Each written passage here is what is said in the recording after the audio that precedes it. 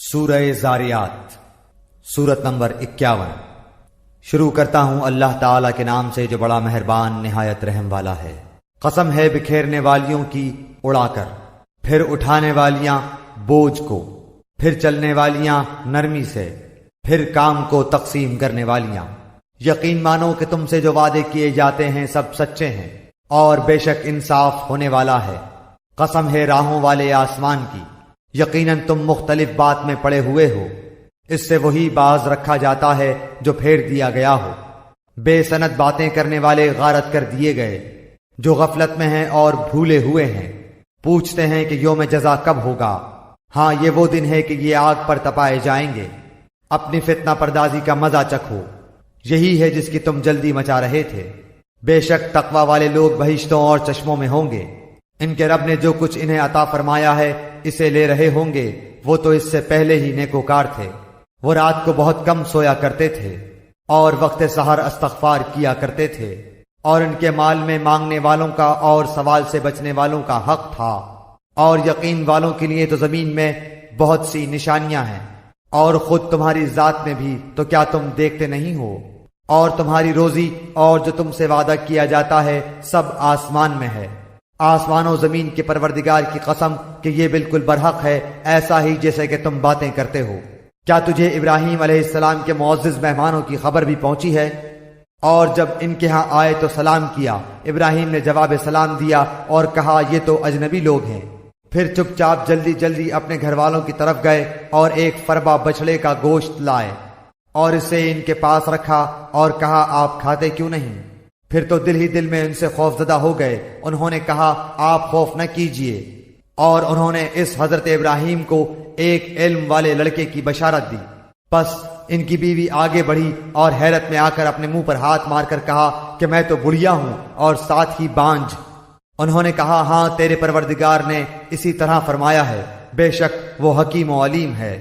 حضرت ابراہیم علیہ السلام نے کہا کہ اللہ کے بھیجے ہوئے فرشتوں تمہارا کیا مقصد ہے؟ انہوں نے جواب دیا کہ ہم گناہگار قوم کی طرف بھیجے گئے ہیں تاکہ ہم ان پر مٹی کے کنکر برسائیں، جو تیرے رب کی طرف سے نشان زدہ ہیں ان حد سے گزر جانے والوں کے لیے۔ پس جتنے ایمان والے وہاں تھے ہم نے انہیں نکال لیا، اور ہم نے وہاں مسلمانوں کا صرف ایک ہی گھر پایا، اور وہاں ہم نے ان کے لیے جو دردناک عذاب کا ڈر رکھتے ہیں ایک کامل علامت چھوڑی۔ موسیٰ علیہ السلام کے قصے میں بھی ہماری طرف سے تنبیہ ہے کہ ہم نے اسے فرعون کی طرف کھلی دلیل دے کر بھیجا، پس اس نے اپنے بلبوتے پر منہ موڑا اور کہنے لگا یہ جادوگر ہے یا دیوانہ ہے۔ بالآخر ہم نے اسے اور اس کے لشکروں کو اپنے عذاب میں پکڑ کر دریا میں ڈال دیا، وہ تھا ہی ملامت کے قابل۔ اسی طرح عادیوں میں بھی ہماری طرف سے تنبیہ ہے، جبکہ ہم نے ان پر خیر و برکت سے خالی آندھی بھیجی، اور وہ جس چیز پر گرتی تھی اسے بوسیدہ ہڈی کی طرح چورا چورا کر دیتی تھی۔ اور سمود کے قصے میں بھی عبرت ہے، جب ان سے کہا گیا کہ تم کچھ دنوں تک فائدہ اٹھا لو، لیکن انہوں نے اپنے رب کے حکم سے سرتابی کی، جس پر انہیں ان کے دیکھتے دیکھتے تیز و تند کڑاکے نے ہلاک کر دیا۔ پس نہ تو وہ کھڑے ہو سکے اور نہ بدلہ لے سکے۔ اور نوح علیہ السلام کی قوم کا بھی اس سے پہلے یہی حال ہو چکا تھا، وہ بھی بڑے نافرمان لوگ تھے۔ آسمان کو ہم نے اپنے ہاتھوں سے بنایا ہے، اور یقیناً ہم کشادگی کرنے والے ہیں، اور زمین کو ہم نے فرش بنا دیا ہے، پس ہم بہت ہی اچھے بچھانے والے ہیں۔ اور ہر چیز کو ہم نے جوڑا جوڑا پیدا کیا ہے تاکہ تم نصیحت حاصل کرو، پس تم اللہ کی طرف دوڑ بھاگ یعنی رجوع کرو۔ یقیناً میں تمہیں اس کی طرف سے صاف صاف تنبیہ کرنے والا ہوں، اور اللہ کے ساتھ کسی اور کو معبود نہ ٹھہراؤ، بے شک میں تمہیں اس کی طرف سے کھلا ڈرانے والا ہوں۔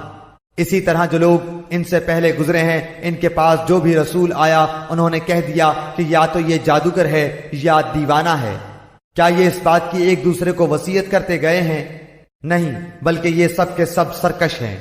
تو آپ ان سے منہ پھیر لیں، آپ پر کوئی ملامت نہیں، اور نصیحت کرتے رہیں، یقیناً یہ نصیحت ایمان والوں کو نفع دے گی۔ میں نے جنات اور انسانوں کو محض اسی لیے پیدا کیا ہے کہ وہ صرف میری عبادت کریں، نہ میں ان سے روزی چاہتا ہوں نہ میری یہ چاہت ہے کہ یہ مجھے کھلائیں۔ اللہ تعالیٰ تو خود ہی سب کا روزی رساں، توانائی والا اور زور آور ہے۔ پس جن لوگوں نے ظلم کیا ہے انہیں بھی ان کے ساتھیوں کے حصے کے مثل حصہ ملے گا، لہذا وہ مجھ سے جلدی طلب نہ کریں۔ پس خرابی ہے منکروں کو ان کے اس دن کی جس کا وعدہ دیے جاتے ہیں۔